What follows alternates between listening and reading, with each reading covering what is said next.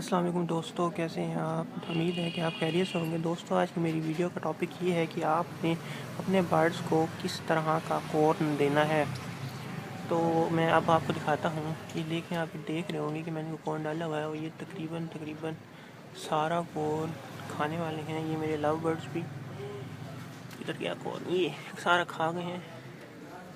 और तो आपने इनको कुछ इस तरह का कॉर्न डालना है। Let me open it. इस तरह का, ये देखें कितना नरम है, जूसी है ये। मैं फोकस कर लूँ, ये देखें इस तरह का जूसी कॉर्न डालना है आपने।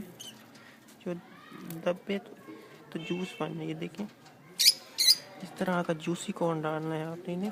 सख्त कॉर्न ना डालिएगा, क्योंकि उससे ये क्या हुआ है कि मुझे मिल नहीं रहा था कॉर्न, तो मैंने इन्हें सख्त कॉर्न डाल दिया। तो ये जो मेरे नीचे लव बर्ड है, इनका एक बेबी इन्होंने निकाले हुए हैं एग से।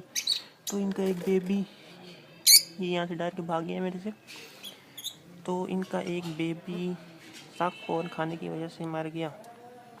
इसलिए कभी भी इनको सख्त कॉर्न ना डालें, जिसे सिट्टा भी कहते हैं, छली भी कहते हैं। तो ये आपको इजीली कहीं से मिल जाएगी। जैसे इनके बेबीज़ निकल आए एग से, तो आपने इनको ये डेली बेसिस पे डालना है। और डालना कौन सा है जो ऐसे जूसी हो। ये देखें वाइट का होगा। एक फोकस कर ले तो, एक मिनट में इसको दिखा दूँ, हो जाए फोकस।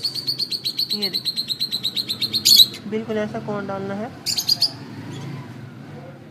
जूसी किस्म का। तो इससे क्या होता है, इससे ये इनको जल्दी हज़म हो जाता है और इनके बच्चे ज़रा हेल्दी होते हैं।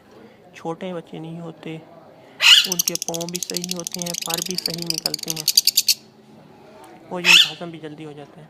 तो उम्मीद करता हूँ कि आपको समझ लग गई। Thanks for watching, bye.